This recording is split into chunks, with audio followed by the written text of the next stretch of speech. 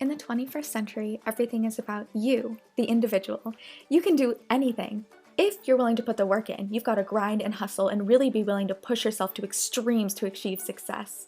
In our Western neoliberal capitalistic society, if you focus on positivity, nothing can hold you back. Seriously, nothing. And don't say systemic racism, sexism, xenophobia, homophobia, or poverty. But if you are feeling dissatisfied, buy something, and then don't feel like that anymore. You see, advertising is just as embedded in our culture as we are, and it takes meanings from culture, appropriates it with new meanings, and feeds it back to us. As we become more socially isolated, advertising has filled the gaps in our social fabric, promising to meet non-material needs like fun, love, happiness, and health. But how can you reach your potential despite your exhaustion? Well, with a bang, of course. Bang energy, that is. Bang energy works within a neoliberal framework to promote so-called grind culture and hegemonic masculinity to primarily American youth. Bang sexualizes and objectifies women to sell its products and promises energy and health to adolescents it reaches through social media influencers. Bang wastes no time in asserting its message is all about being bigger, faster, stronger, and, well, better than everyone else. Its ideologies are present in the product description itself that lets you know that, quote, every 16-ounce can of Bang, that's right, no wimpy 12-ounce cans here, contains 300 milligrams of caffeine. That's right, they've personified the can. And it's manly as hell. In addition to 300 milligrams of caffeine, which is about 3 times the amount of caffeine in a Red Bull, Bang boasts 0 sugar and 0 calories and super creatine. Super creatine appears to be, at best, just creatine, and at worst, something CEO Jack Owoc just sort of made up. But don't worry, he's elected himself chief scientific officer of the company, and he was a high school science teacher, so surely he has the necessary qualifications to do such.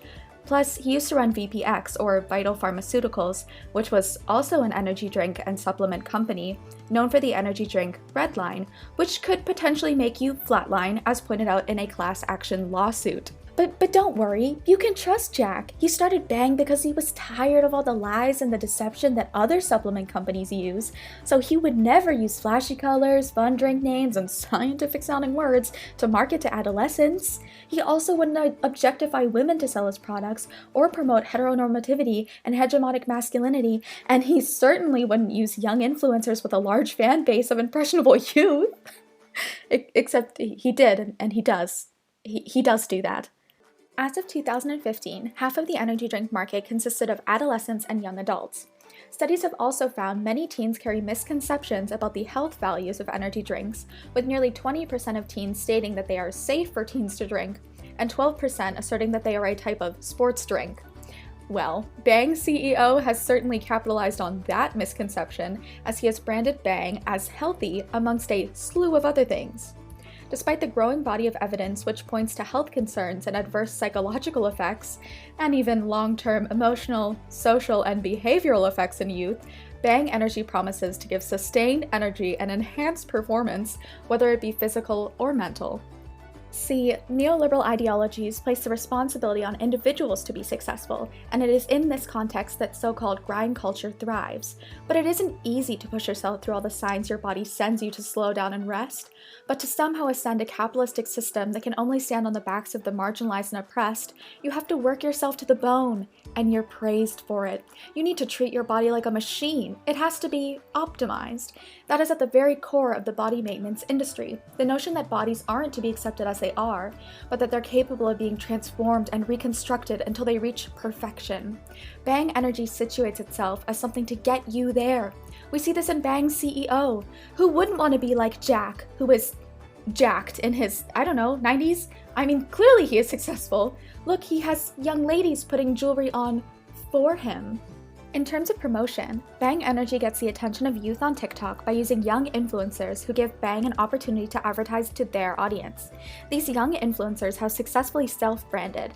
They are micro-celebrities that mark the extension of a consumerist ideology and orientation to practically every area of contemporary cultural life and the totalizing rise of largely neoliberal values, ideals, and assumptions.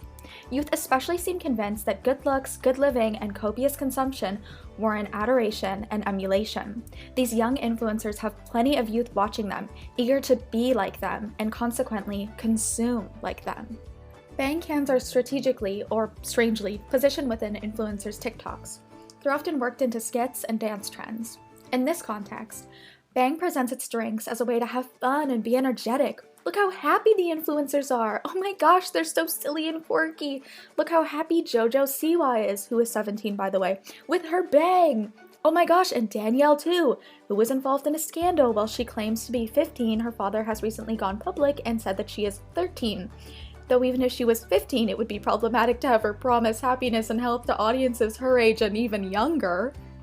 Nonetheless, promotion continues on TikTok, which is relevant in and of itself. TikTok stated that as of 2019, approximately 60% of its 26.5 million monthly active users in the United States are between 16 and 24 years of age, making it an ideal venue to market to youth. Interestingly, unlike other influencers who advertise, Bang influencers don't ever actually say anything about Bang or even acknowledge it. Typically, influencers utilize advertorial instigation, where they circulate information and encourage followers to generate similar content on an amplified scale. But Bang energy is positioned as a natural in this context and thus spikes the curiosity in young adolescents. So now that these young people want to get their hands on Bang to help them be as fun and healthy as the influencers they idolize, they naturally want to know more. So they can head over to Bang's Instagram for more information? Okay, their website, which is, not that different at all. Bang utilizes conventionally attractive, physically fit, young and primarily white women to sell its products and ideology. Women are objectified, their bodies are used as props to position Bang in a sexualized and appealing context for male consumers. As exemplified by their, I guess this is workout clothing, which offers none of the support necessary for a workout, but okay, Bang? Given the fact young people have spent the last year clinging to social media to escape the difficult realities of the global pandemic, promising them energy, happiness, and health is incredibly problematic. But what does Bang care, right? Working within a neoliberal framework, they alleviate themselves from ever bearing the responsibility for the harm they may inflict by promoting grind or hustle culture, hegemonic masculinity, and objectifying women. Sure, there are huge social and institutional issues looming ever larger throughout the COVID-19 pandemic, and sure, teens' mental health is rapidly deteriorating, but don't let that get you down. Happiness, health, and fitness is just one, not wimpy, can of Bang away, so suck it up, drink it down, and put on a smile.